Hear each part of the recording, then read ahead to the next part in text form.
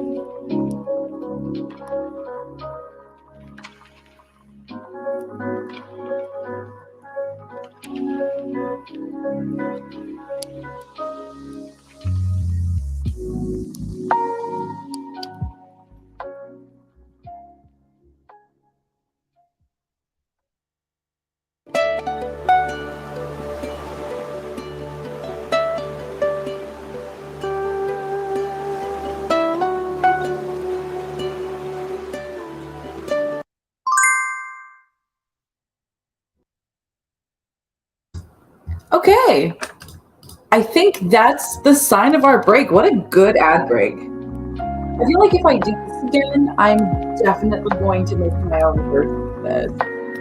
But hi, friends. Hello, hello. How are you all doing? This was a surprisingly effective yet ineffective. What is it called? Little sprint. Hi, Shy. I see the usual suspects here. Shy, Lisa, Pidge. Brent, it's almost like a reunion here tonight. And JC, of course. Let's see what y'all are working on. JC said I'm working on my newsletter and then on editing my video. Hell yeah. Hell yeah. I love this comment too. You came at the perfect time. It's been a while since I have like live streamed, like significantly so. Um, it's one of those things where I miss it, but it's hard to fit in and schedule because of just how crazy my life is at the moment. Like I literally had a little like performance today. And so it's like, am I going to do this or am I like, it's hard to just like schedule around things. But I think I'm just gonna try and pop up here and there and you'll just have to turn on post notifications. I know scheduling is like important, but I'm writing all the time. Lisa, I have to just show this. How are we today? I have a broken letter. Please infer. I love that. That is hilarious. We are going to infer. Lisa says, I have work that needs to be done. This is good. Finishing a write-a-thon tonight. Hell yeah. What are we writing? What are we doing? Oh, no, I don't like hearing that you guys are doing anything bad. No, all good. All good. Keeping your head up. Vicky, aka Stans, if you come over from Twitchland, has had some health stuff going on. They say, what can you do? Shut up. Well, we support you. We love you. They also said, just haven't been writing all the lives. Things are converging, but I'm getting back to things recently. That's definitely been me. I feel like I've been writing a lot more consistently since I got into the city, but that's also because I'm a lot more alone than I would normally be in terms of like, partners and stuff like that. It's just more time opens up. And also because like I start grad school at the end of this month, I need to sort of get it together. And I have the timer going because otherwise I'm going to lose complete track of it. And I do want to make sure we are doing our best. Great Fry's here. Hi, Angel. Hello, hello. What time is it where you're? It's 10 o'clock on a Saturday. Where are you going? Basically, got a job as a clothes sorter. I'm adult. Congratulations. Can I turn down the music a bit? Let me know if that works. It's been a couple months now. Congratulations. Lisa says, I'm actually using the write-a-thon as general productivity, so my job search is pretty hardcore. I quit it to the end of May. I hit the write-a-thon goal and it made me hit a wage goal of 30% more. That's sick, amazing, love that. My goal for tonight, if you're listing goals, list your goal right now. What do you want to do? My goal right now is to finish outlining this musical. I wrote Act 1. The vlog will be coming out eventually. I'm a month behind on purpose because there's some things that I can't talk about in real time. But yes, I'm like rescheduling based on the new outline. Look how pretty my handwriting looks. Damn. But yeah, I think I cracked it. Like I really think I cracked it. I froze Act 1 for my performance today. And freezing in theater means that you're not going to make any more changes. And so like, yeah, for the first time in a while, I feel like I can see all the beats and the main next. Rick Ray says, I have to work tomorrow at 6:30, bitch, go to sleep. I'll miss you though. Invite me on the Filmmakers. Now that I'm an East Coaster. One of these days, I'm going to quit my serving job. Oof, God bless. God bless. It's still hard for me to personally hear. Oh no, an ad. Going on with me romantically. Great. Can I buy you a drink after this? Skip ad. We'll pause that. Let me see what my settings are. Audio. It could be that I'm speaking kind of softly. My mic is kind of. Welcome to New York. I've been waiting for you. Welcome to New York. Welcome to New York. What was I going to say? Shit. Fuck.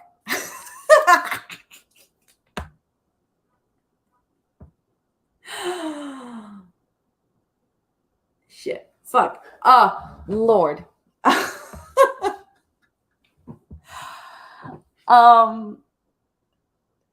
somebody remind me what I was talking about. Grad school. Yes, grad school is literally starting the 30th of August. In 25 days, I have a reading of this musical with actors lined up in 20 days. I also have homework to do for grad school. So I think it's going to be one of those things where it's sort of the end of the line. Like if I want to finish, then I need to finish now. There's no more time for this project to breathe at all. No more time.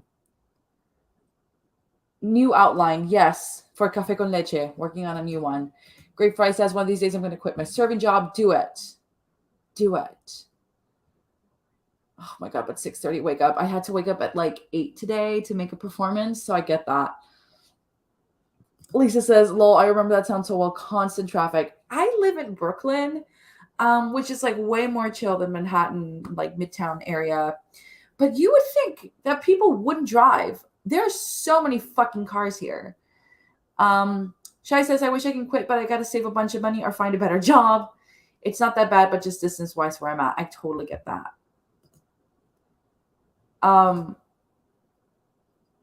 My mic. Yes, JC is correct. My mic is just far away from my mouth in the current setup that I have it. I will try and find a better place for it. Your girl's getting back to streaming. What if I make StreamYard and YouTube streaming my entire personality? I'm so sorry in advance to everyone. Shai says, my best friend is going to study in Italy. I'm going to miss her. Yo, we're doing long distance right now with Max, the husband, and it is rough. I was like, sand picks. As CCL reading, though, yes, CCL will be having it. It's a close reading, but it'll be its first reading of the full-length play in 20 days. No pressure. Lots of pressure, actually. I'm at a point in the show where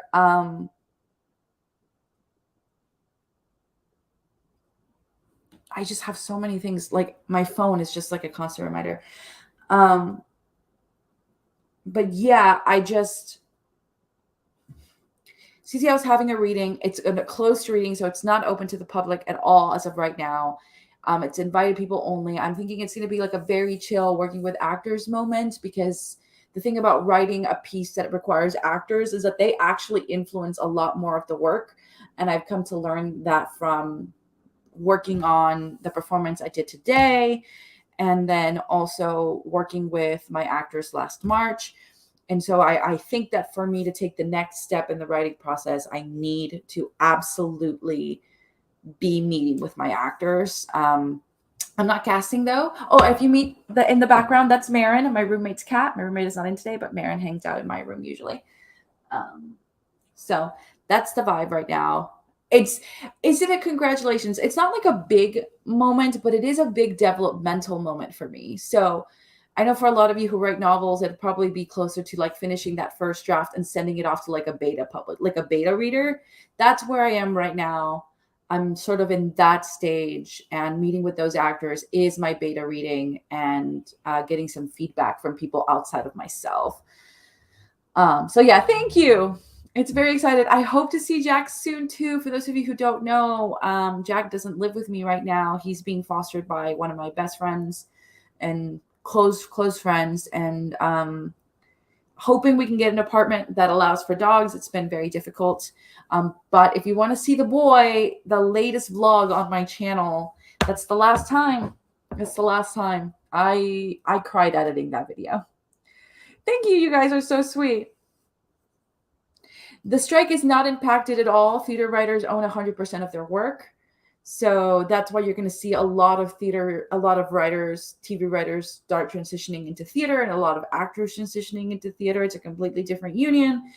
But there is a lot of crossover. You learn, like, for example, and for my MFA, I'm going to be learning to write, from what I understand, both theater and then like screenwriting and stuff. It's a completely different writing style, but we are not actually hurting the strike at all. It's a completely different vibe. And it's also something that I'm so thankful for in theater, because you're ultimately selling the entire product, but you still own it as a writer. Because theater already pays so little, I can't imagine getting residuals from your work. You know, people like have to like, you know, essentially pay for the rights to your work, which is a bit different. Okay, thank you so much. Love you, baby girl. Adieu. Everyone say bye, Sans, or Vicky Fox if you're on YouTube. Is there a no pet policy? Yes, a lot of New York apartments do not accept dogs. And Jack is 25 pounds, so he's barely the right weight. But even with that, but they do take cats. This city is run over by the rats, if you know that meme. My sis sneaked a cat into her dorm. Absolutely true. JC, yeah, the strike doesn't affect plays in Broadway. Yeah, otherwise, although we were about to have a strike for a completely different thing, which is interesting to think about right now. Yeah, no, absolutely. I will try and answer questions as best as I can. Ultimately, I guess it is my area of expertise now. And those pigeons, we stand those so many fucking pigeons. Every time I look at one, I'm like, oh my God, it's Pidge's siblings. Crazy. Oh yeah, a New York apartment is so smart. This is the smallest apartment I've lived in for sure. All right, let us go into the next sprint. What are you going to be working on this sprint? Be specific. And if not, what did you have for dinner today? Because I do want to talk about what I had for dinner today. So let me know. And let's get started in 3, 2, 1. Let's go. What did you have for fucking dinner as this baby pulls up? Let's go.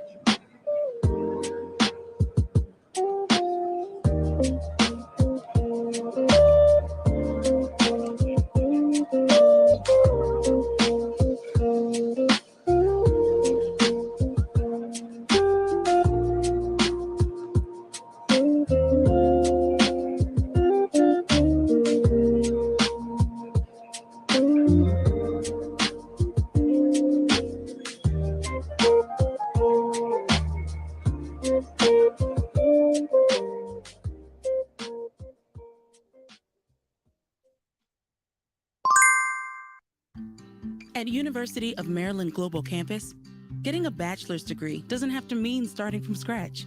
Here, you can earn up to 90 undergraduate. All right, we're back, baby. How did we do? I asked you to tell me what you were working on, or it was important, what you had for dinner. So let me see what y'all said. You best stand the chance. Brent, what does cute mean? I'm old. I'm out of it. Lisa says I will be doing laundry and then job hunting. I hope it went super well. JC says I had pizza, and that is what I want to talk to you about today, because your girl hates pizza, or so I thought. Now where I live in Brooklyn, literally next door, literally like on the corner, there's a pizza shop, and your girl, like, you know, I had like a performance today. It wasn't like a deal in terms of like, oh, this is like a life thing, but it was like nice performance in my community. It was like a little community event with members of where I developed the show. It was so cool. And like I was really excited. I got to share like act one of my musical and stuff. And I was like, if I was with Max, I would like right now I would legitimately be like celebrating. I'd go out to dinner or something. So that's what I did. I just went and picked up some pizza, like down the street, some garlic knots. I know, like I just ate 2 slices of pizza. You have to have like a $10 minimum to use Apple Pay, which is exclusively what I use when I'm in the city. If you know, you know. And it was really cool. And turns out it's not that I don't like pizza. I just really love New York style pizza. It's my favorite. It's definitely got pizza beat. It's got it beat. Shai says we had KFC, not so healthy. Sounds good. Lisa says I had biscuits and gravy over the fire, and then a fire-baked brownie with popcorn. Damn, girl, sounds good. It was a nice deal. That's exactly what I got. Oh, and finishing an important video, I have to watch Nancy. Now, what? You didn't even answer the question. Lisa says, like, you know how you make sandwiches over the fire, like a panini. I love it. Autocorrect is humbling me today. And you don't even have to file. Lisa, oh my god, okay, wow, you have so many spelling errors. I'm like, me who's perfect, and then it'll always be keyword key. Why is a redundant letter? Katie, you know it's late night hours. It's funny because now that I'm in the East Coast, I don't know how I ever got up. But I keep wanting to say great time, but it's she was here earlier, and I was like, invite me to the troublemakers. I had to invite me. I'm in the right time zone. Finally, it won't be much longer because school starts. Shai says, is it still looking for the fires where you're at? No, I've been very fortunate that New York City is chill right now. Pretty bad where I was in Syracuse for a while because it's actually really close to Canada. It's very funny because, like, as a Californian, fire season is super normal. So I have a lot of like understanding and preparation for it, but I was not expecting fire season to happen during the fucking like East Coast. Like, it rains so much here. I can't like stress how much it rains on the East Coast during summer. Like, you know, thunderstorms, summer, and lightning. That's like always vibe. I did not get it until that was beautiful. But also, like, then it's fire season. It's like, wow, definitely. I understand I'm bringing that California vibe to this coast. Hello. She says, finally starting to outline a lesbian version of Hamlet. Katie, I'm working on some world building for what? Girl, I'm so quiet. It's the mic. Lisa, it's the mic. I'm here. I did all of the things I said. Amazing. Shai says, I'm off next week because I'm going to Arizona to see my grandparents. Oh, I miss the West Coast so much. I feel the Pacific cooling to me. The Atlantic is a completely different beast. So, oh God, I gotta hit this before the ad starts. See, it's like on time. We love good planning for this. Gotta get that money. I'm almost like, now's the time for me to like make one of these, you know? All right, gonna pause it real quick. You got to visit you in the East Coast. Absolutely do. I'm currently in a writing hell. So if you want to do touristy things, like we can go to Manhattan together. You can potentially crash at my place, depending on whether you like to sleep on the ground with a cat and an air mattress. And then I'll like show you around, and then you got to drop me off at a cafe so I can do some writing, and you can go explore, and we can like come back together. You know what I'm saying? We have dinner. It would be fun to do a little meet. Katie says New York style pizza is everything. Yes. Fucking yes.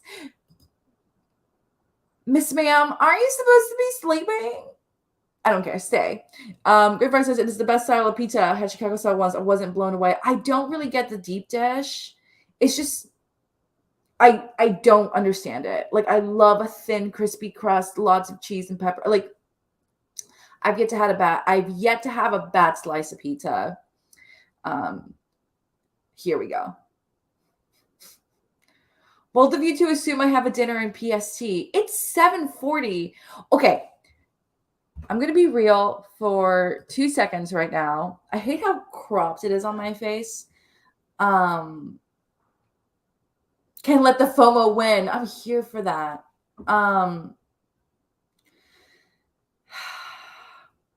Okay, here we go.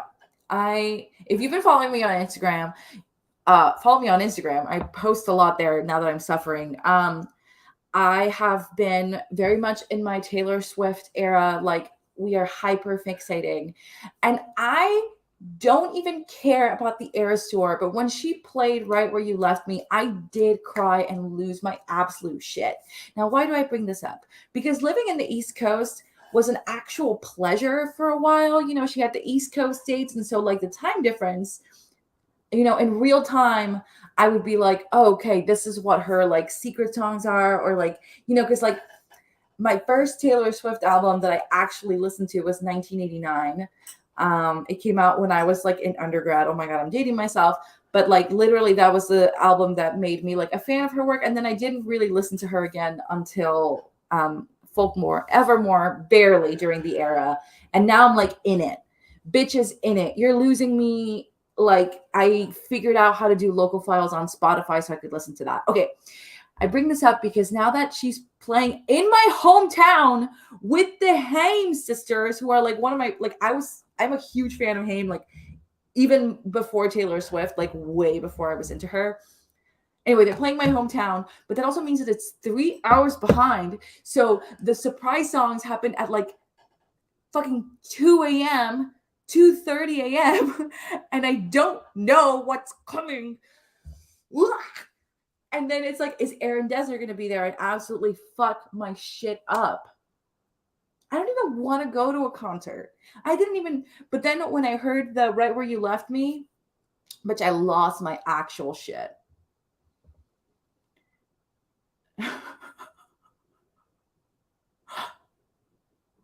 This is, I'm already going on a trip in September and October, Oregon in September, and then Vegas for TwitchCon. That sounds a fucking blast. Lisa says, oh, are you bestie? It's 10:45. You'll be like in the 7 hours, ho. Affectionate. Katie says, yes, Taylor Swift hyperfixation is so real. Katie gets me. Also because I've been annoying her with every single one of my Taylor Swift takes. And by that, I mean, she has to see my Instagram stories. JC, you need to get a fucking Instagram. I tried tagging you to promote like your coffee. Like, I'm not on like anything else. I purely use Instagram now. I'm like pretty much on nothing else. So everyone bully Miss JC Carpenter into getting a fucking Instagram. How am I supposed to promote your work in your GoFundMe if you're not on Instagram, girly? Lisa says, I can't even got too excited, just went for it. Absolutely. Hella expensive for Elton John. It was worth it. I mean, Elton John isn't even going to tour anymore. So you had tickets and couldn't go. Don't tell me. Because I know she came to your hometown. Rip Wallet for concerts. Went to 2 recently and they were on the same week. But Flow to, but one was VIP. Damn. Get that money. Katie says, oh my God, Deborah, I'm so into your Instagram. Same, girly pop. I need you to post a vlog. I'm thirsty for the content. How dare you hate Instagram? How am I going to tag you in it? The whole point is that I'm like, follow my friend JC, who's, I tried. Get an Instagram like the rest of us. Everyone bully JC.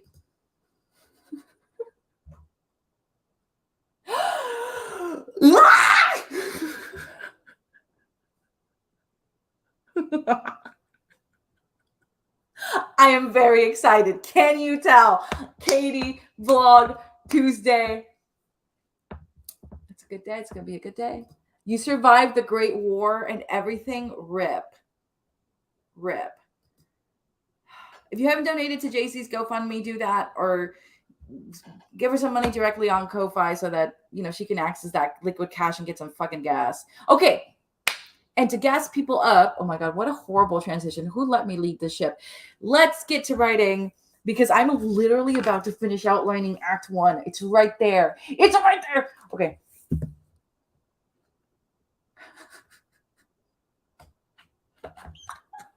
JC, I post literally only on my Instagram stories because the thought of posting a feed post on my main Instagram makes me want to kill myself. Okay.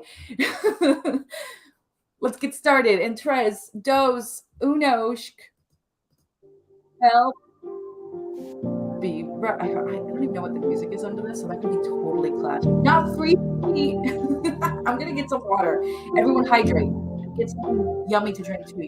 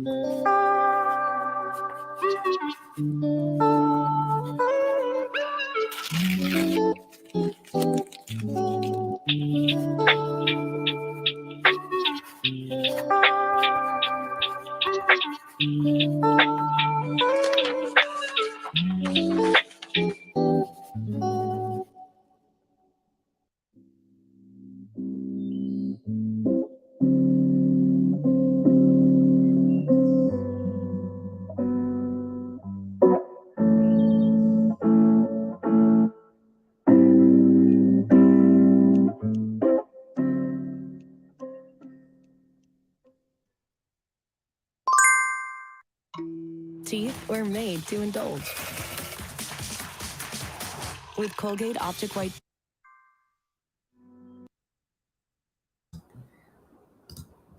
All right, friends, we're on break. How did we do? I did something cool, I think.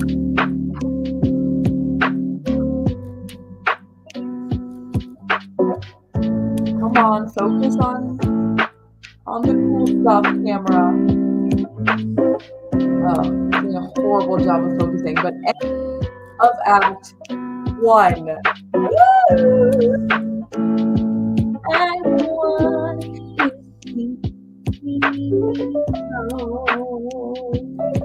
now it means that I'm stuck again in Act 2. I'm not stuck. I know the build-up I want. I just need to know how I'm going to fit everything in. Order of the scenes that I want. Because right now the scenes are a bit like out of order. So I need to figure out what those are. Start to show. Because my mic is far from me, so I will turn it down. But yes, Slay. Also, I'm definitely leaning into Katie core. I am drinking some Coke.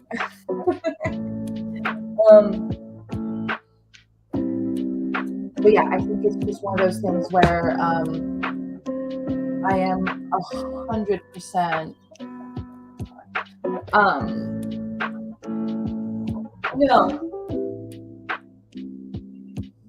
Not a toy. You have your toy. Bring it to me and I'll toy you. Okay? My poor roommate's cat. She's bored behind. I try and help her when I can.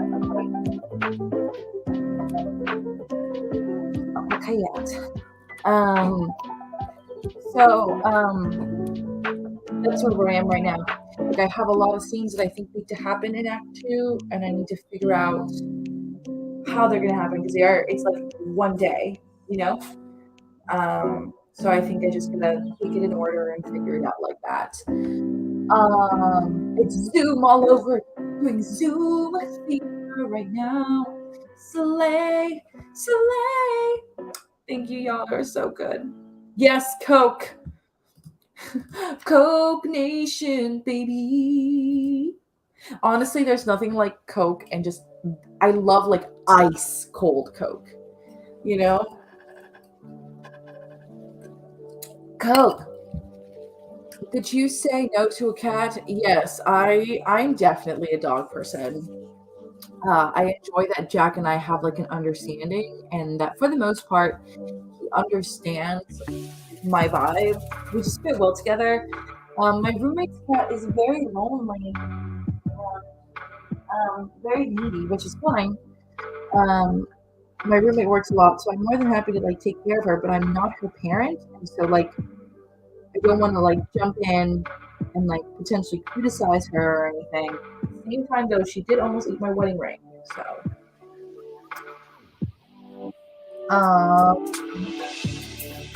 The cat is gonna smother you in your sleep. It doesn't sleep in my room. It sleeps in the living room on her own. The living room is her realm. I don't even go in there at night. I close the door. I don't know if that's what you're supposed to do, but that's what my roommate does, and so this is her cat. I don't know. I just follow the rules. Yeah, she was. The funny thing is, like, my husband and I are doing long distance right now. Max, the husband and I, and so I'm talking to my friend Amanda. Some of you know Amanda. We work regularly together. And we were just on the phone, and her name is Maren. Maren's like bored out of her mind, and like my room is one of the few places where she has like a bit of levels, which from what I understand, is important to cats. And so she was being curious, and she did the thing where like cats drop stuff. So she did that, which I don't really mind. Like sometimes she'll throw my AirPods or whatever. So now I like keep everything that I don't want her to drop like in a drawer. But then I forgot my wedding ring that day, and she was just eating it, and I just started crying, like painfully. And I feel bad because she doesn't know that it's wrong. Like it looks like a hair tie. I mean, it's black and small and circular. Like she's obviously not doing it to hurt me. She doesn't intend to hurt me. But she hurt me deeply, like very deep. Oh my God, not me getting a Sally Mae ad right now. But yeah, she hurt me like super deeply. And then also I got my first ever like scratch bite. I've been pretty good about her not letting her scratch me and stuff. I'm very afraid of being scratched by a cat. So it's been a learning curve for me and for her, I think. I enjoy her presence. She's very cuddly and she purrs a lot, which I love. But she is bored and I need to get her some toys, but like I don't really live anywhere like that. I think cats definitely know how to push boundaries, but the issue with her is that she'll try and get me to do what she wants, and I just will not. Like I literally will not. And I don't know if that's like not the vibe with cats, but I just won't do what she asks me to do. Like I trained a dog, and I know like I can't train a cat in the same way, but I'm very much of the believer of just like I'll just ignore her and that's what you do with dogs. Like you just ignore them and then they'll change. And so it works for her. She's very cute and I do like her loafing very much.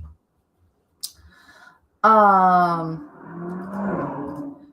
Coke so cold it hurts your teeth. That has got to be minimum. Those are the freaking vibes. A much different but equally embarrassing username. Kelly, you're so funny. Oh my God. Yeah, the wedding ring hurt so much. Cats do not accept criticism. Neither do writers. Jonah says, my cats aren't allowed in my room and I have a lot of cats. So that was a feat to train them. Do they like scratch at the door? Or I love that you have a cat in the background right now. Like of your like profile picture. That is not the vibe with cats at all. This is why she didn't mean to like hurt your wedding ring. She doesn't know what a wedding is. Exactly. That's sort of what I meant. She didn't know that I was like this and that I'm sad and like distraught about being like without my husband. Like she doesn't know that. You know what I'm saying? Mike says cats get scared of the Netflix logo sound. That's so funny. So Marin doesn't really get scared of a lot of things, but she really doesn't like it when I make my bed. And so it's great because like she'll be loafing around and I'm like, dude, I gotta make my bed. And I'm like, and she's like, what? Please, enough. Katie says, oh, I love little cat loaves. I'm very much a dog person, but I took care of my aunt's cat and she was very much just a little loaf on the couch watching me while I worked. I think the thing about us, welcome to New York.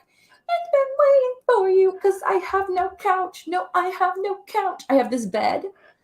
I have my desk and my computer. I literally bare minimum. Like that is a plastic bin. You can't see it that well. That is a plastic bin for my clothes.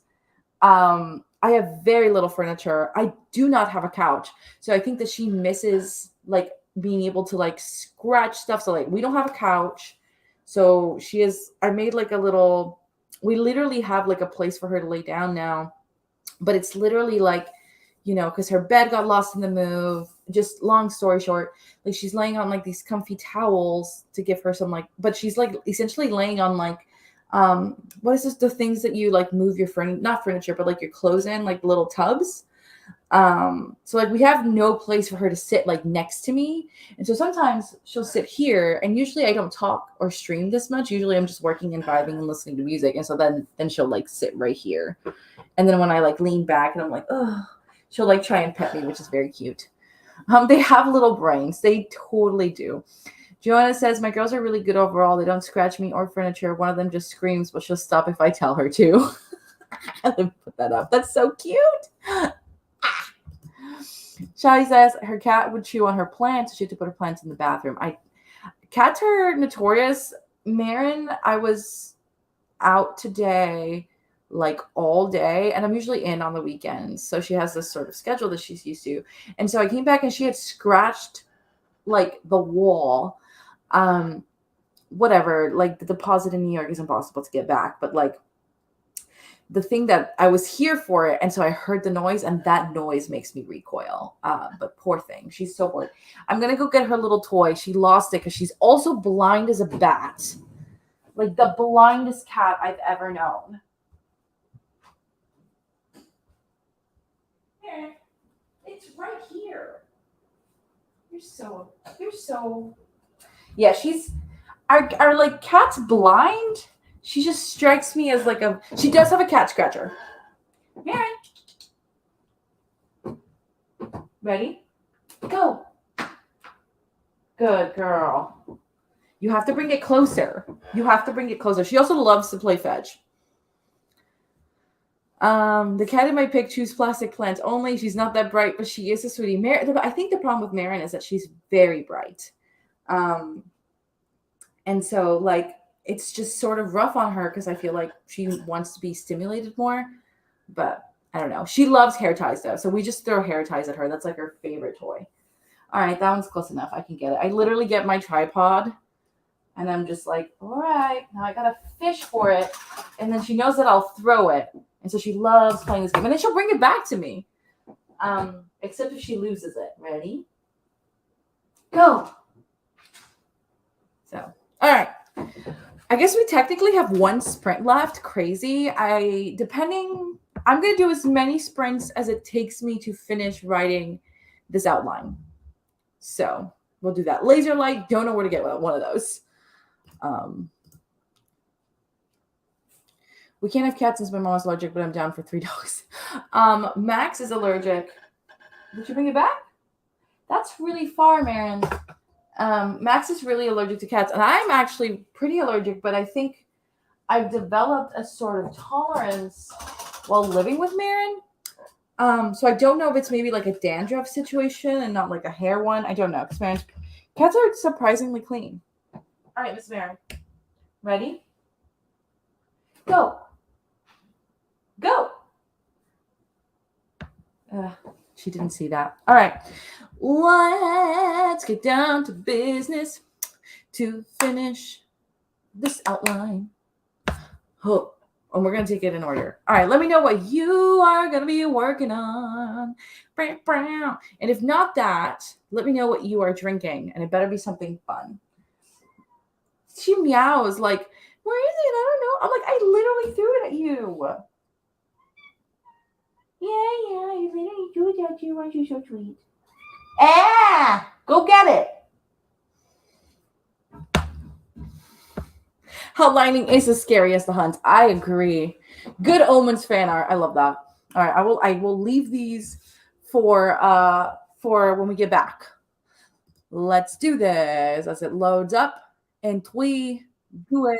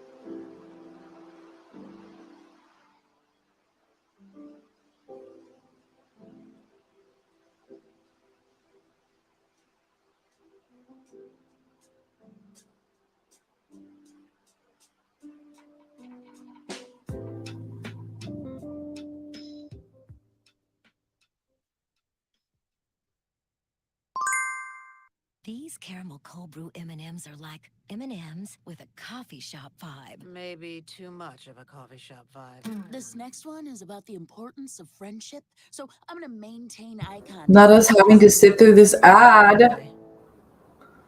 Not the free promo. Your nearest cafe, your local flower shop, perhaps your next holiday destination. We've got you covered. Super! Ecosia is a search engine. Okay, skip ad.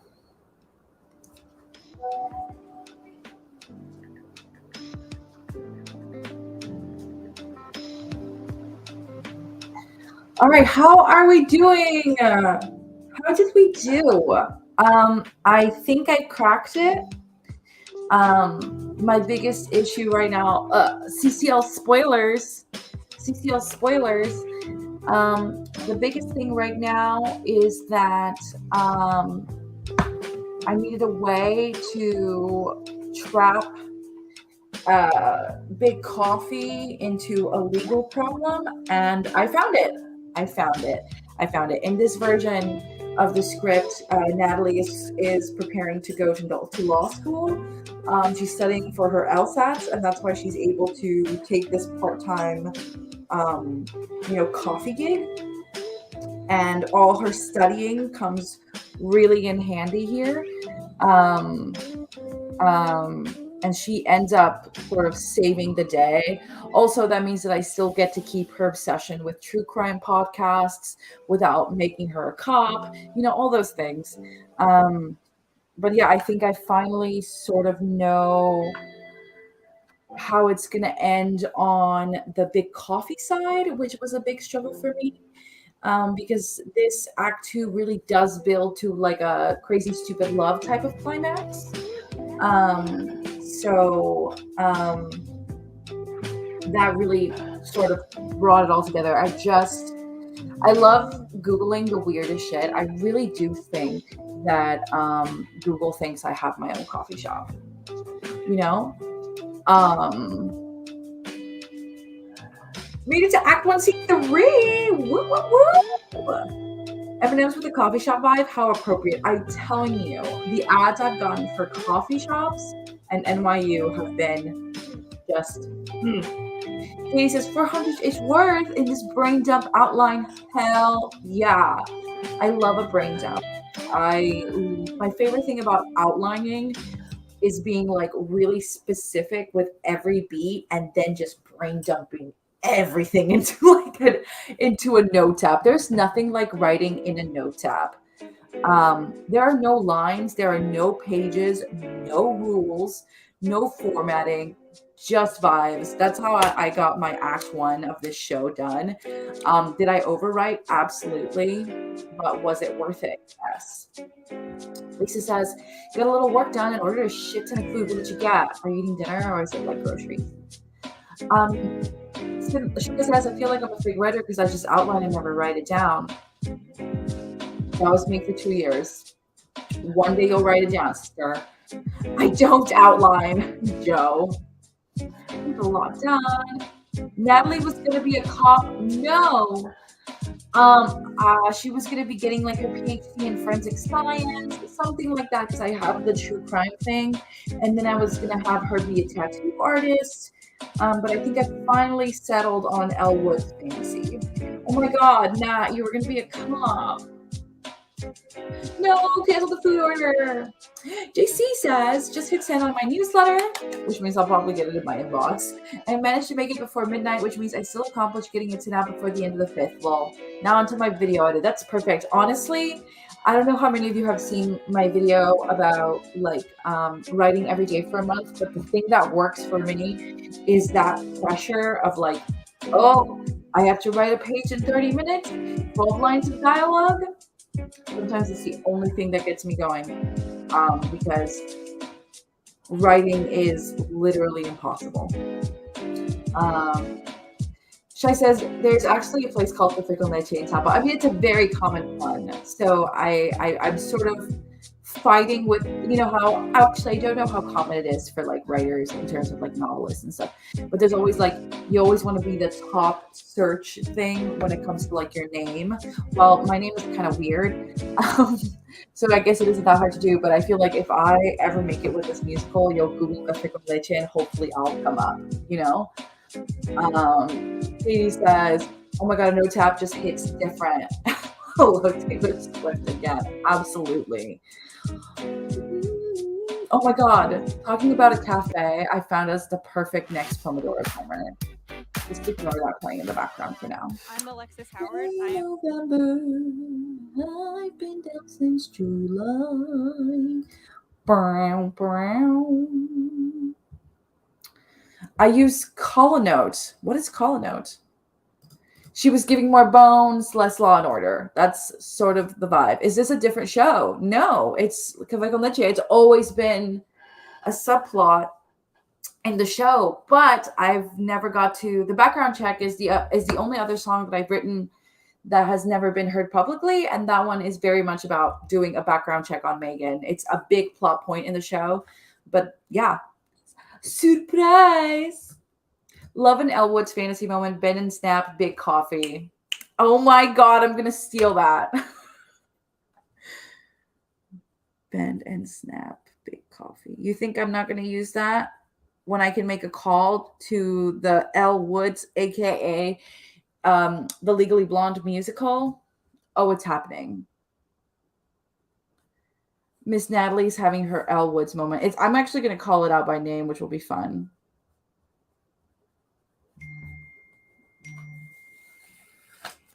Here, it's here, and it's going on the wall.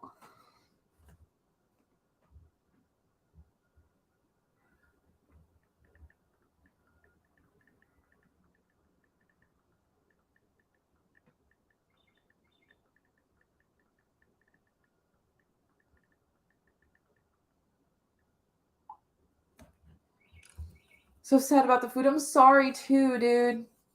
I like writing it all out and then edit hell. Edit hell has been helly. It's so hard to get readings together, though. It absolutely is, which is why I am not doing it. Ryan is doing it. You should talk to Ryan, Kelly. You know, we have a CCL in Seattle too. There's one in New York, and I want to go to it, but I feel like if I go to it, then they'll be like, oh, this writer stole the name from us. And I'm just like not ready to have that kind of background. So the background check is a must. You're so detail oriented. I'm jelly. Literally, my life is falling apart. But my Café con Leche notebook, she's beauty, she's grace. She is Miss United States. He is very busy. The funny thing about Ryan is that, well, this is just, some of you don't even know Ryan, but it's giving Bujo, right? I couldn't make Bujo work for me in real life, but I love the idea of just being able to write anything that comes to my head. And because it has no lines for that reason, like absolutely no lines, because I'm just like, if it has a line, then it like distracts me from like the purpose. So what was I going to say? But yeah, Ryan is just like, I'll be at the drama bookshop and he'll be there and we'll just hang out. That's always the vibe somehow. Kelly says, I think I honestly stopped writing because I had 25 plays, but none of them were really detailed like I want them to be. And that, my friends, my solution to that detail that you want is 100%. Oh my God, is that a Subway? Is like 100% the outlining for me. Because, I mean, what I love about theater is that I don't, amazing. The thing I love about like writing, playwriting, and musical writing, it's actually a lot of as a novelist, you have to provide everything. Otherwise, the character does not think.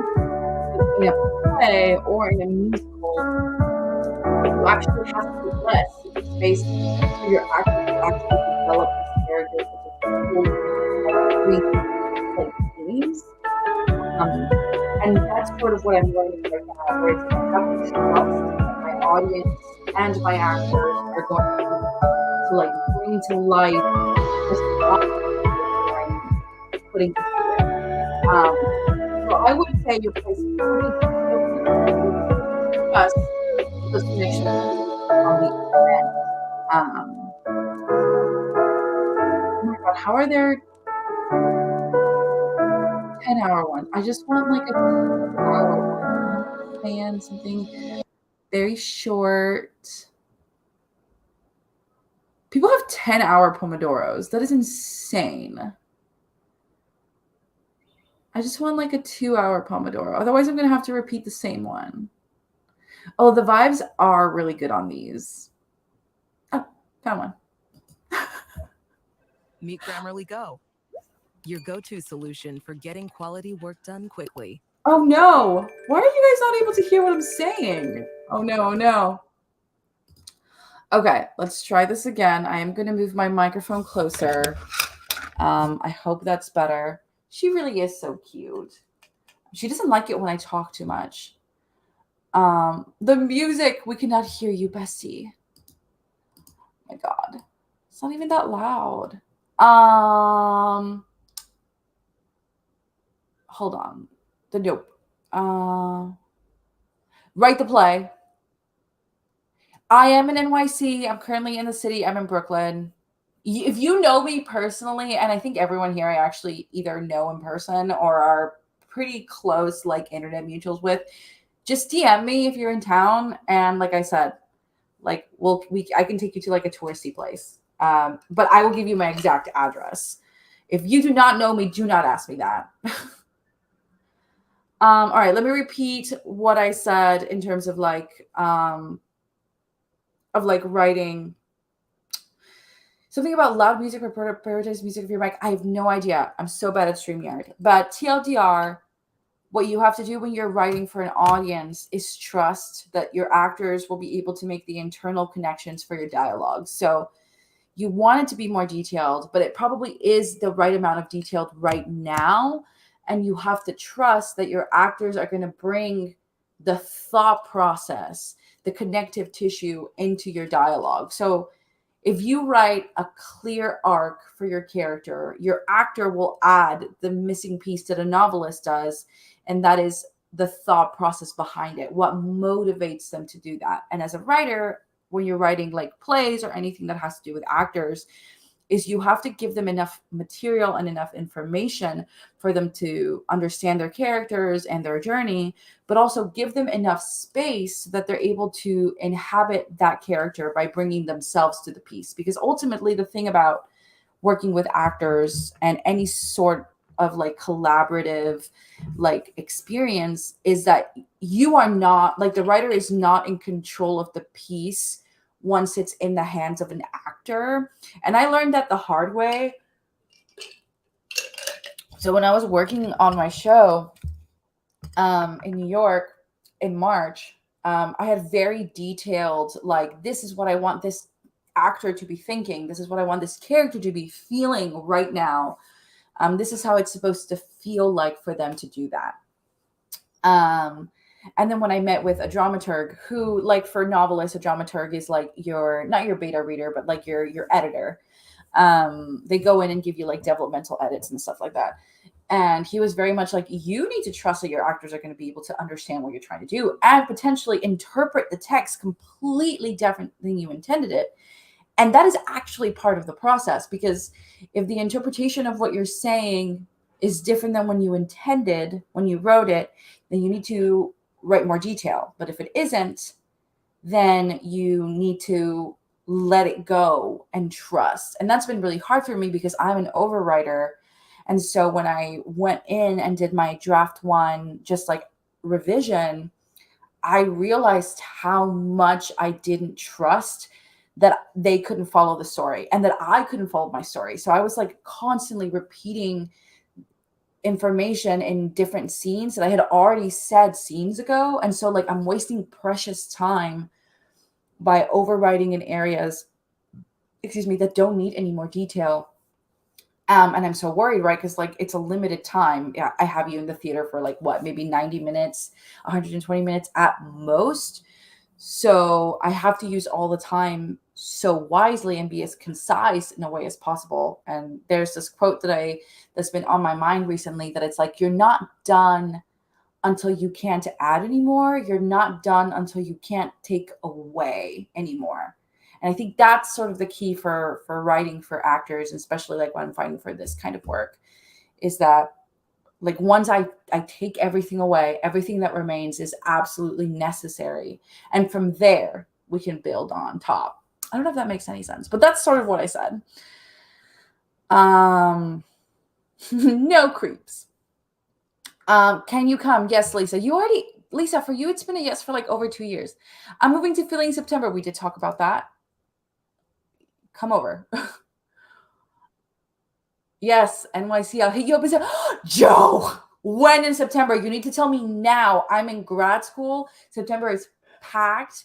You need to tell me now if you're coming in September, friends. Ooh, what podcast? Drop it in the Discord. How exciting. It is a cow hanging light. A friend from Syracuse gave it to Max, and he gave it to me. Cows are my favorite animal. JC says, what you just said made me think about the comment you left about TV script I'm working on. Your words were very helpful. I'm glad. I've been watching your vlogs pretty consistently. I think it's an easy way to support you right now because I know you're getting ads on YouTube. So I'm like, great. I'm a watch the videos and get those get that ad revenue for JC. But you mentioned something about like audience expectation, and that was something I really had to let go of, because like in particular for the piece that I did in March, like I was in the room, I could hear the audience respond to what I had written in real time, and that was really fucking me up hard as I was writing for that submission. Like, what if the joke doesn't land? and sometimes it doesn't. What if it, what if they don't laugh? What if they don't get it? What if they, and it is overwhelming. It is paralyzing. And I was talking with John, if you like follow my vlog series, like, John was just like, you literally cannot control what people think. All you can do is control your writing. And if you feel, because I was like, okay, I'm good. Like, I'm satisfied with this. And he's like, are you actually satisfied with what you submitted? And the answer could be yes. But he knew me well enough to be like that I had settled for what this was. And he's like, because theater is so, in a way, like pixie dust, like it happens and then it disappears and you never see it again. It's very Phantom-like too. So Phantom is closed on Broadway now. Anyway, so I mentioned that because of that kind of quality that it has, you might have just one opportunity to get your piece seen by people. And if that's the case, if you have one shot for it to get picked up or for it to be seen or for it to be reacted to, then what are you presenting? It's got to be, the stakes are high. You have to be happy with that because you can't control the other side. And so it's different for like television, right? Because that's going to be going through a lot of period and people can potentially watch it later if the strikes work out and stuff like that. So it's a bit of a different realm, but I think that's sort of like the theater advice, I guess.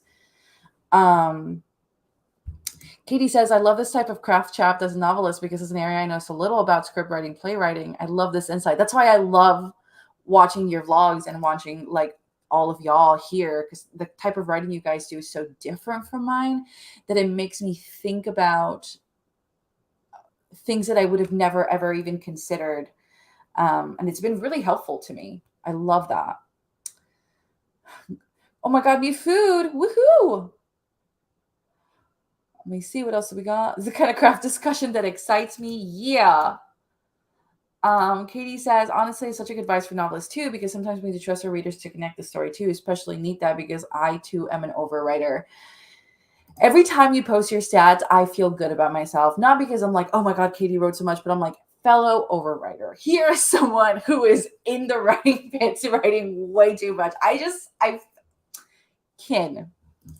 Kelly says, that makes sense. I do think I did over detail because I was writing for digital. Okay, writing for digital is completely different. If you're writing for digital, ignore what I said. And it was more about tech than actors. So when I started writing for actors, my mind blanked. Yeah, it's a completely different medium. No props. Everyone follow JC if you haven't. Subscribe. Watch those videos. Give her that ad money. On the weekend of the 23rd. You have my personal Instagram. DM me on my personal Instagram so I can add it on my calendar. Criticism is hard, bro. It's hard. But I do think makes writer more experienced or gives them thicker skin. One thing about being a creative is that you will definitely get more no's than yes. And it's brutal out here. I don't know if it gives you thicker skin. Every rejection hurts just as much. There are more that hurt more than others, but the highs are so high. That's why I always say, the highs are so high that the lows have to be equally low. You can't really experience absolute joy if you can't also know that there's a threat about an absolute abysmal low. Yeah, I've known some of you from the pandemic. It's been 3 years for some of you. Yeah, rip Phantom. Musical theater excites me. It makes me happy. That's what when I was like, am I going to die in the pandemic? Let me write a musical. Joe says, I'm such an underwriter. My draft's getting 20K with each round. Every time I watch a Kate Kavanaugh video, who I love Kate, and she's actually very funnily enough helped me with this draft because she has a cappuccino machine at home and one of my characters does as well. And I'm like, tell me everything about this machine. She's just very helpful. But every time she's like, I write so little and then I flesh it out. I'm like, how? I envy that kind of fast drafting. I've been trying to fast draft this musical for 2 years. It's add money. Architecture school was only good for learning how to be critiqued. True. Always worth it. Katie's got it. Joe says, I spent so much time doing technical marketing, academic writing. I feel like I have very, very little ego left when it comes to feedback. I think in a way, writing musical theater is much easier because I was doing like pop singer-songwriting writing for a long time and getting critiqued every week at a workshop. Brutal. Writing musical theater where I'm like, oh, I'm just writing a character and I messed up the plot. Much easier than being told your life is not interesting.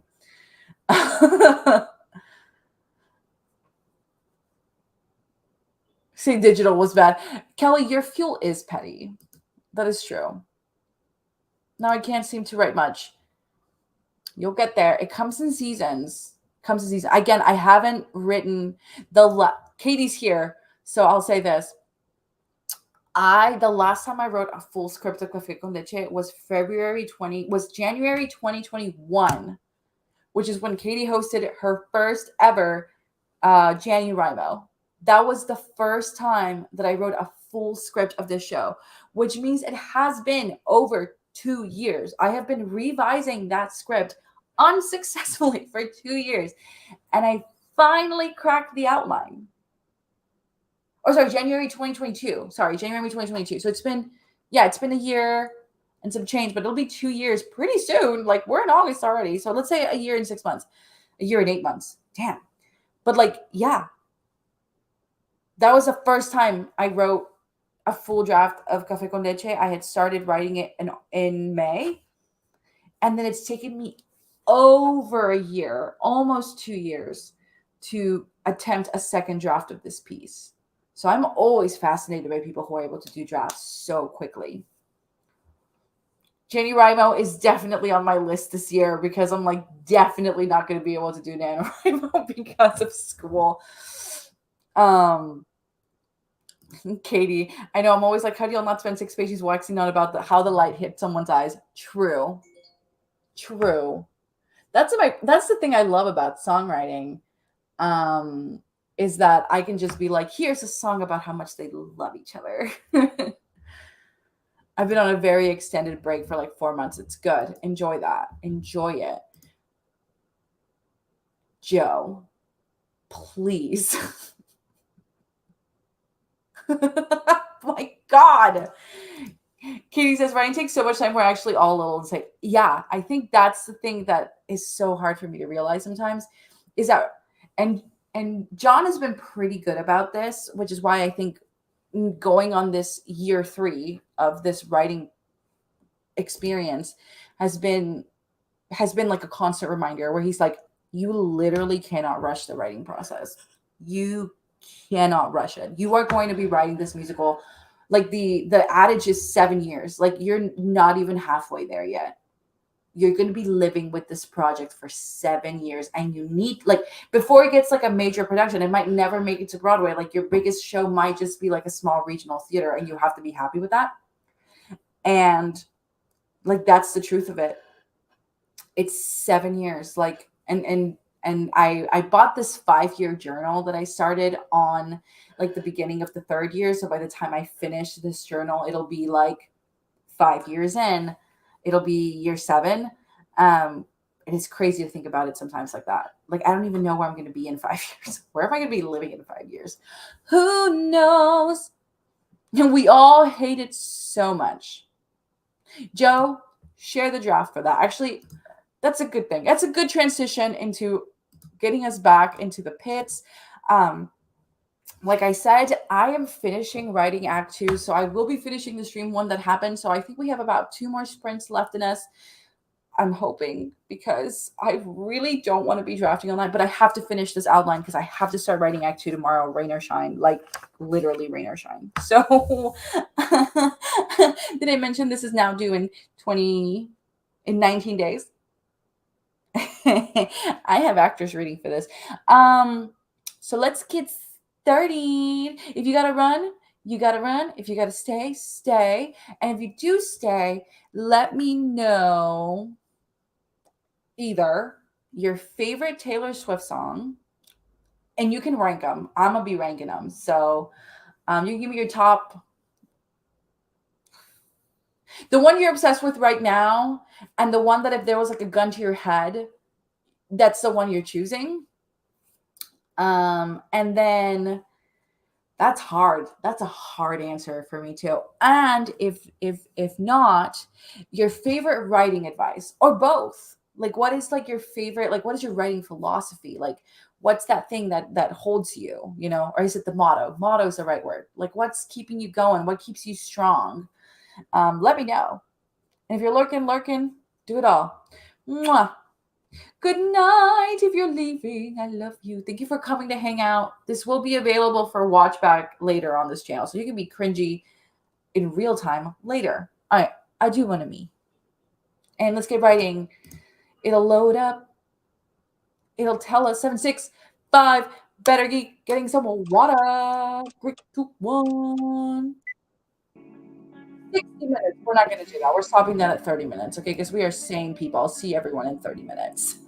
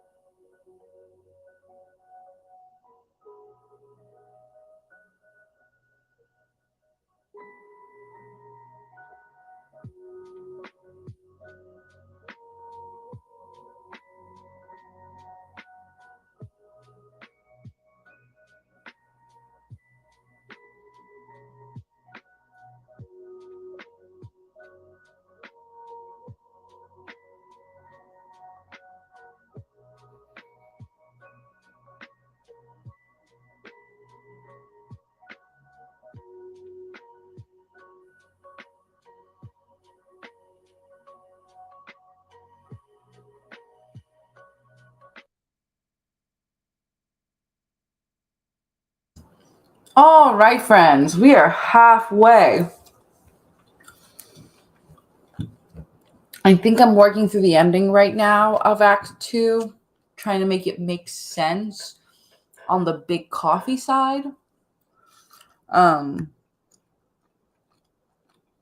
What is it when someone uses a recipe from a different company in like their own franchise? You know how like you can only make like Big Macs if you like lease something from them. I don't remember what it is.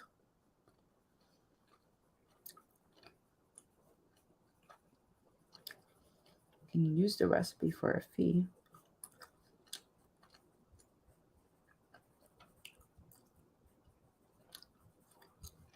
Okay.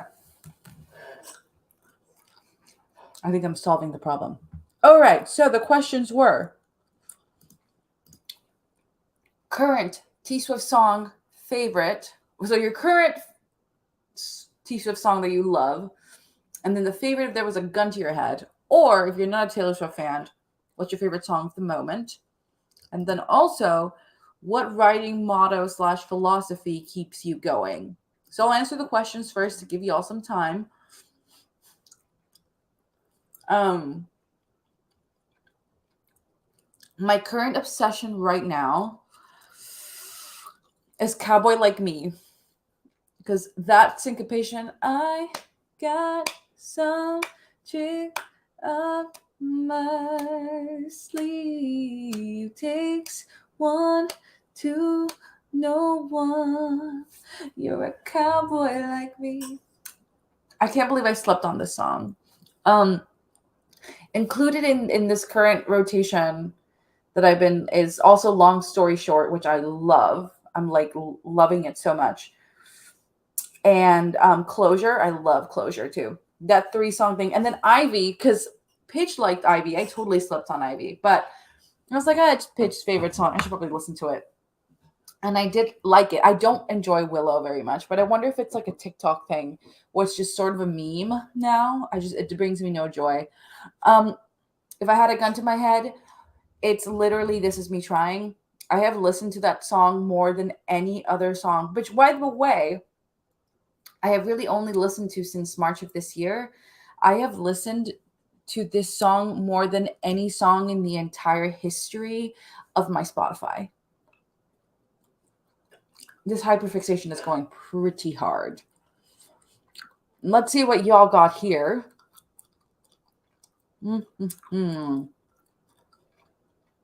I'll still be up by the time the secret songs come on. I literally follow the Eras Tour constant updates on Twitter or X.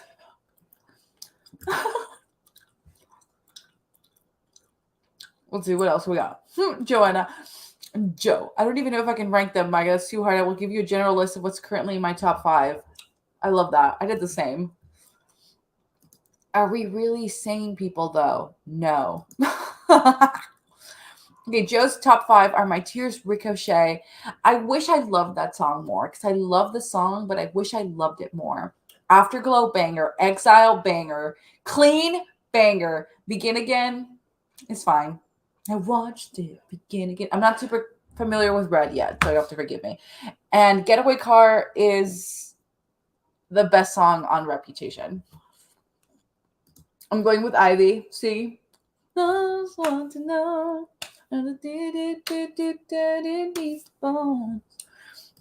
Joe based a novella on Ivy, and typically, like this chat says, you did. How gay is it? Katie says, my current obsession song right now is Paris. Wow. Really? And my favorite song from Midnights is literally all the extended tracks. My favorite is You're Losing Me, followed by Would've, Coulda, Should've. Oof. Paris, though.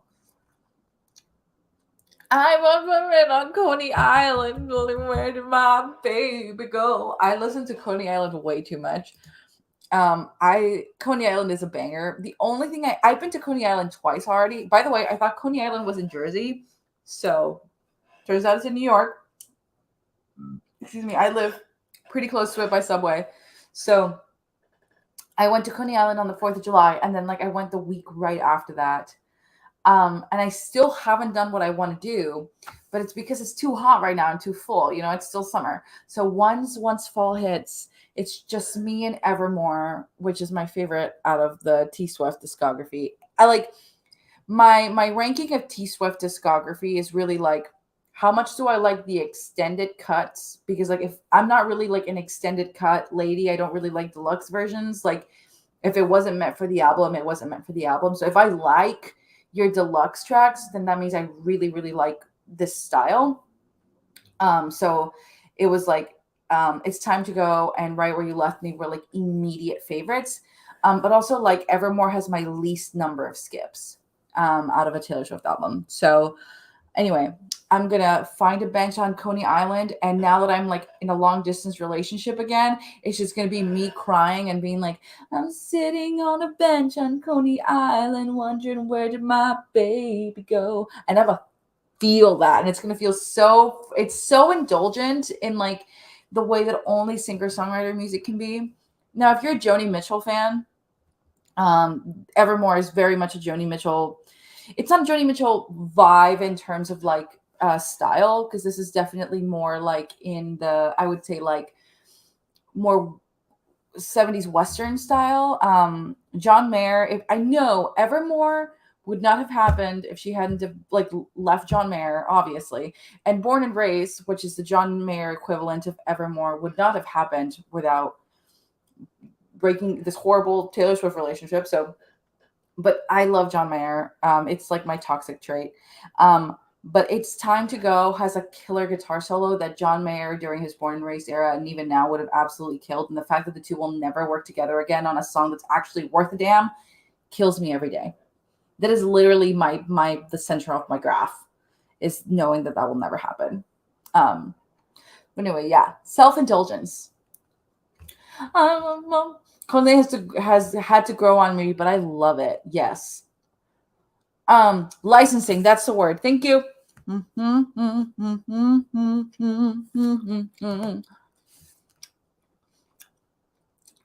sorry for no. My motto was no motto. Okay.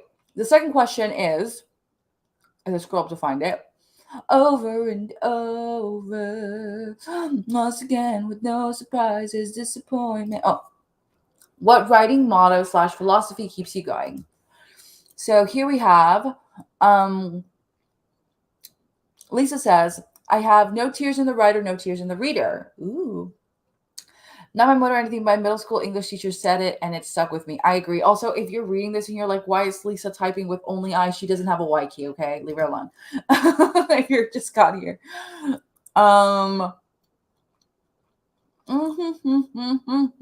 Coney Island. Yeah, my motto is no motto, and I honestly admire that. Katie says, the writing advice I always come back to is writing is like sculpting. Over time, with more and more layering on top of the original foundation, it'll eventually come together. Because as an overwriter and detail-oriented girl, I have to remember that a first draft doesn't need to be perfect. Bitch, we are literally the same brain. I literally, as I started my annotation process, I literally, before I wrote anything down, I watched a man, I don't know if you can see that. I watched a man carve a sculpture on YouTube because in my head, I'm like, writing is like sculpting, but I need to know exactly why it's going to take me so long. And here I wrote, approach revision, because obviously, like Donatello, talk about that. Approach revision like Donatello, carving / sculpting a masterpiece out of marble. So I watched this guy recreate a Donatello piece, and that's how he said, he's like, outline, map, but also guesswork. There's going to be guesswork in the process. Chisel and hammer, it is slow and arduous. Mark and let things form. Like you let the shadows form. You don't carve them in. You let them form. And it's like technically difficult, but be delicate and precise. And more importantly, not over ambitious. You have to nibble away. So I was listening to this artist explain how Donatello had approached the carving process and how it's about essentially guiding the light to create the shape that's always been there. And that was how I'm approaching this edit and I'm approaching this outline now, because it was so pivotal to me to be like, okay, I can't like override it. I can't like rush it. And then more importantly, like I can't be, what's the word that he said? It was so perfect. I can't be over ambitious. And as someone who's like defined by the word ambitious, I love that as a word. Like you cannot approach that with that kind of fervor. Like it'll just get in the way of actually thinking through the thing. And I love that guesswork is so important in that. It's like you can have the best outline. And this man was literally working from like the sculpture of like Donatello, and he had like drawn it, right? Like sketched it on the marble itself. But he's like, look, I'm sketching a 2D object, or like a 2D sketch on a 3D object. And that's where the guesswork comes in. But I have to trust that I know what I'm doing. And I'm like, oh, amazing. Anyway, changed my life. Kitty says, Cowboy Like Me is so good. And oh my God, this is me trying in such a mood. It breaks me every time. So for a while, I was a second verse girly, right? Like, they told me all of my cages were mental, so I got wasted like all my potential, and my words shoot to kill when I'm mad. Yeah, a lot of regrets. Anyway, that's me. And then I was in Syracuse by myself after Max left, and then all of a sudden the first verse cracked open. It just cracked open for me. I got it. You know, I had the shiniest wheels, now they're rusting. I didn't know if you'd care if I came back. I have a lot of regrets about that. Just sobbing. Closure be like clanky, clanky, click, click. Okay. Closure be like melodrama. They're sisters. Closure and melodrama is one of my all-time. There's a deluxe version of this. I can't look at that. Hard Feelings. Hard Feelings or Closure are sisters. Oh, this person is just dumb. Okay. So if you feel about Closure like the clanky click click, you're gonna feel that way about Hard Feelings. But Hard Feelings is my favorite song for melodrama. So Closure is like perfect for me. If forced to pick a favorite, I guess it's Clean. It's very cathartic. Listening to Clean now feels so reductive. Like it's still like a very pop version of what Folklore and Evermore would be. Kind of how New Year's Day is very similar to that. But in 2014, when Clean came out, Clean was my entire personality. And I was still like, I don't like Taylor Swift, but Clean was my entire personality. Lisa says, gun to my head. Hold on one second, everyone.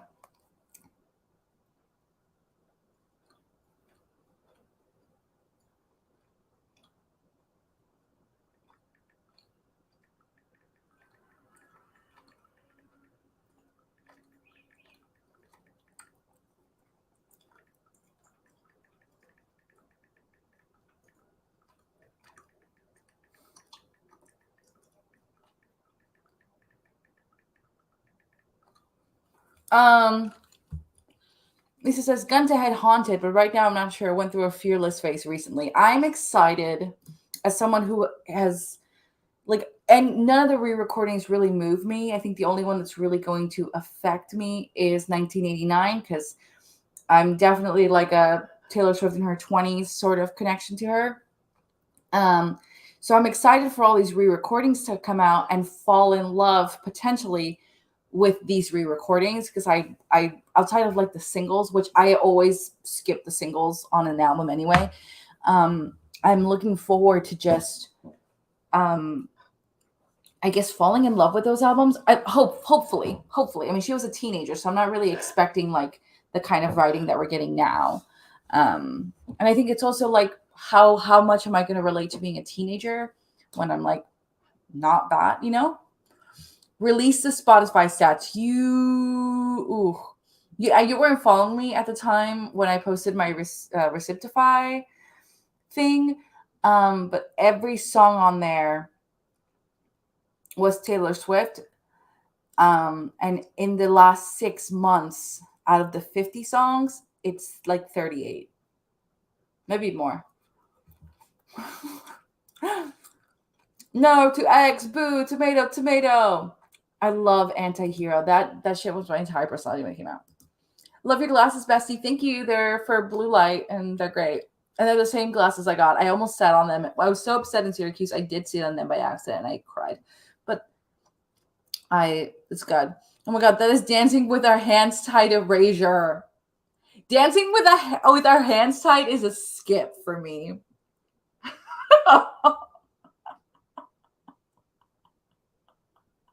Oh no, Katie and I are friendship.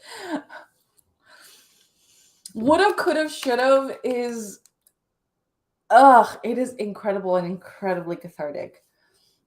It's one of those songs that makes you realize you have lived through trauma. Joe says, I started a trio of novels that are Regency Christmas romances based on different T Swift songs. Drop the link, bestie. I love the line in My Tears Ricochet. I didn't have it in myself to go with Grace. Yes, I love that. I didn't have it in myself to go with Grace. Okay, I will say my favorite bridge from Folklore. I think my favorite song from Folklore outside of This Is Me Trying is Seven. I love that song. I love everything about it. I especially love the melody. It's the please picture me with it's a beautiful melody, haunting. But Illicit Affairs, don't call me kid, don't call me baby. Oh, that shit fucked me up. I was literally fucked up on that song. Subway sandwiches. Yes, fall, Coney Island, Evermore. You live in the East Coast. Come and see me. Problematic faves is John Mayer. I'm sorry, everyone. Tears Ricochet. And you can aim for my heart, go for blood, but you would still miss me in your the lyric that kills me is like, I can go anywhere I want. I can go anywhere, just not home. Or however it goes. That shit, that line, me. Joe says, I guess my motto is you can fix a bad page, but you can't fix a blank one. Damn. Kill it. Katie, oh my God, we have the same brain. We are spiritually sisters. Bestie, except our reputation. Our reputation is the thing that's going to destroy our sisterhood. I'm so that's what you have the video. I'd love to have the video too. Really feel like I need it. Yes. I will add it to my to-do list and send it to you tomorrow because I have to do some digging for it. But yes, I will absolutely send the sculpting video. Literally putting it in my to-do list right now. Send Katie sculpting video.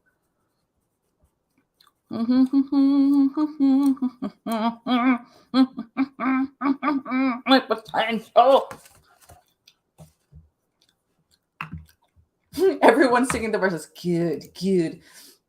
1989 is my favorite album, and it was my favorite album too for a long time. I'm excited for the re-recordings. Yeah. Misogyny, I think, is what kept me from her. But I'm going to be honest. I think the thing that kept me from Taylor Swift was envy.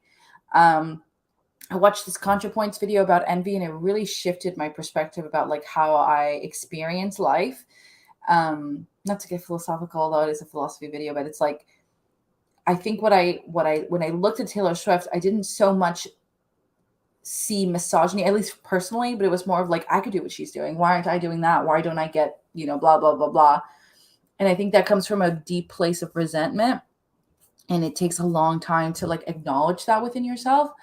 And I think the minute that I realized that like envy doesn't really get me anywhere, I was able to sort of be happier. But it's hard. It's hard to not feel envy. And I remember I have a clear memory in my head of walking through a Food for Less, which is like, like a poor man's version, literally, of like a Ralph's, and seeing her on like the cover of People magazine or US or something like that, or Us, sorry, not US, and being like, here's the up and rising like teenage songwriter, and then she's amazing. And I just remember thinking internally, like, I could do this. Like, why aren't I doing this? Why is she getting this and not me? And I think it's like a bit of the hubris of being a teenager, because Taylor Swift is 5 years older than me. So it's like the hubris of being like a teenager, but also the envy of not having access to that. So Taylor Swift is definitely like a, what's that thing that when storms happen, they take electricity? That's the word. Have I listened to the Sarah Bareilles cover of Clean? No, send it over. The gasp, I just gasped. I know. JC says, honestly, I love all of Taylor Swift's music. She's one of the very few artists I can put on their album and listen to it straight through without skipping anything. I feel that. Even though it's so problematic, I love Illicit Affairs Bridge. Yeah, I love an artist who cheats. I'm sorry. That's a controversial. I love a cheater. I love he cheats. What are you going to write about? You know what I'm saying? There's only so much you can write about. Same brain. Feels bad. Also, I will share the video in the Discord. Okay, I will add it to the Discord.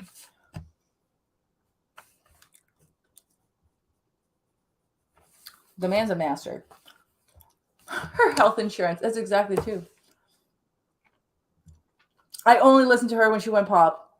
That's me. Lightning rod. Thank you, Lisa. The word I'm looking for is lightning rod. All right, friends. Let's finish this 30-minute sprint, and then I think I'm gonna call it. Like I think I'm close to nailing it, but I think I'm also brain dead. Like your girl literally performed in front of an audience of strangers today, networked, like just did all these things that you're supposed to do when you're doing professional theater.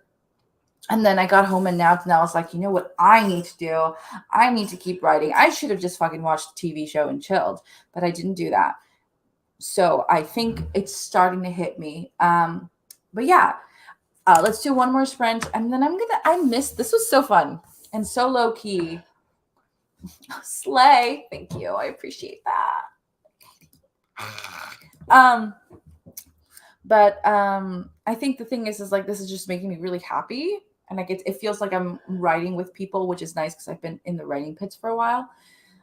So I might do more of these. There'll be pop-ups though. Like I'm not going to plan them because when I plan them, then I just cancel and I don't do them. But I felt like doing it today and I'm glad that I went with that impulse. It's been like, trust your impulse sort of night.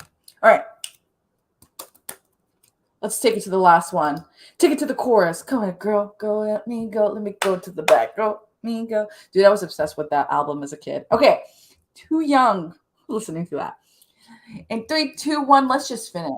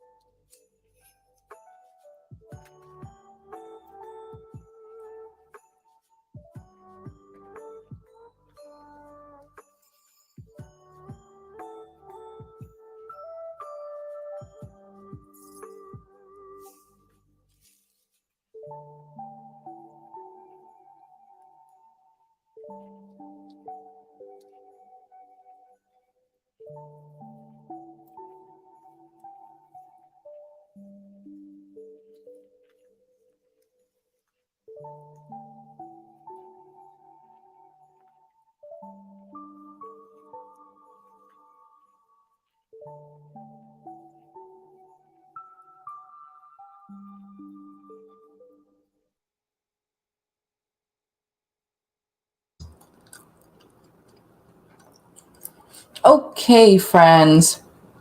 I think it's a good time to call it then, just because with all this stuff. Gives me a good thing to make. I'm going to make my own one of these so that we can use it going forward. No, don't end early. Okay, what I'm going to do then is I'll just play it like silently. Like I'll mute it, okay? And hopefully then it won't get lost in the replay. All right, let's do that.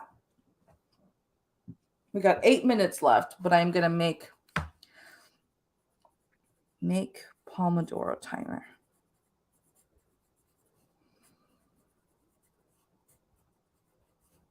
Full stream. Okay.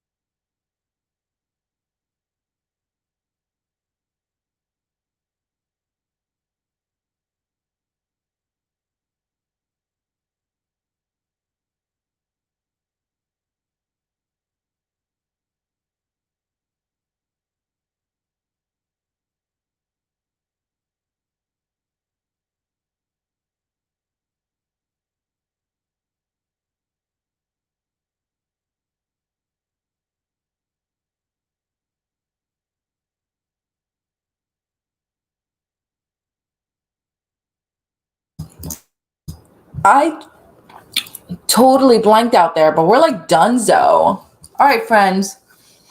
That is the end of the sprint. I actually ended up blocking out and outlining a significant portion of Act 2. Writing some fun dialogue that I can't wait to use. There's this great meme, and I'll post it on Instagram tonight. Not that JC will see it, which means I'm gonna have to like find it now on Pinterest. JC, how dare you?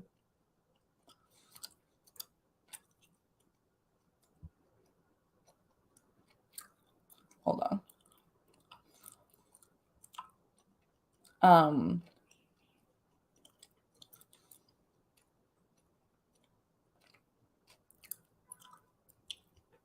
This is me right now. Me writing characters into an impossibly complicated situation. Oh, wow, this has drama, threat, energy, the genius of it all. Me realizing I'm the one who has to get them out of said impossibly complicated situation. I am a fool and a jester.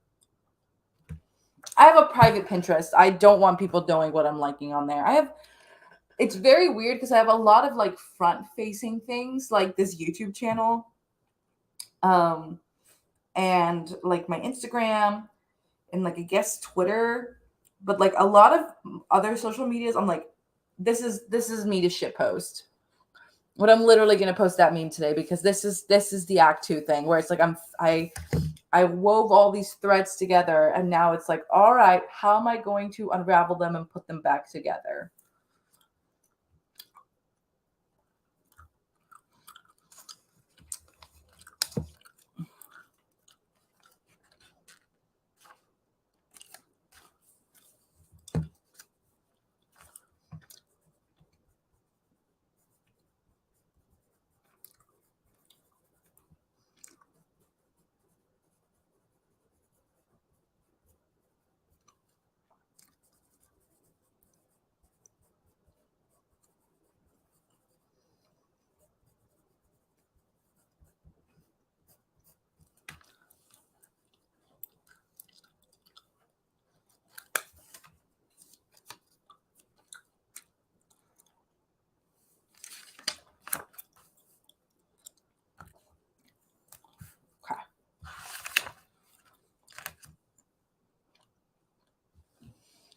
Now it says YouTube is odd. All people post covers all the time. Yeah, and those get monetized because you have to pay to use it since you didn't license it.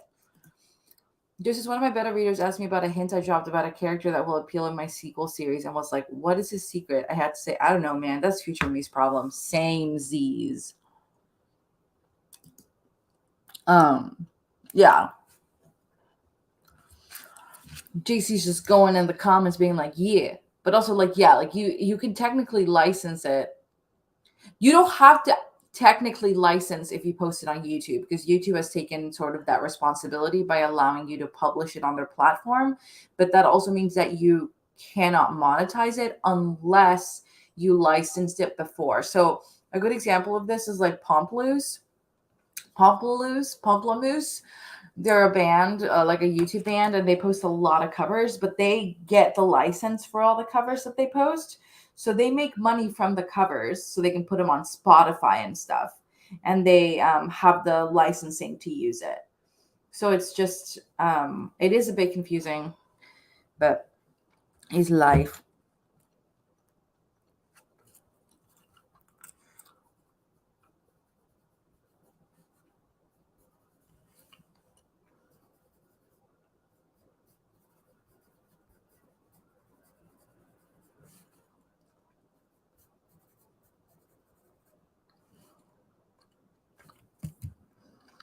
Hold on one second. I just cracked something.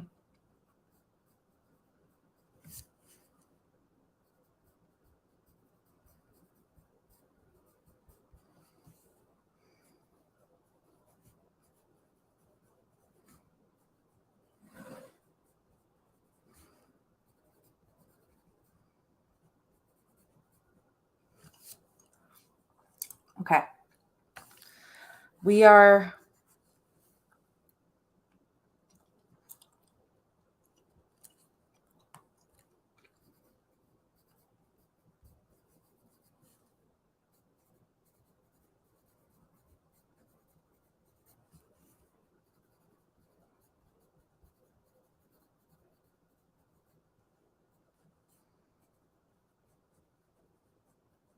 Okay.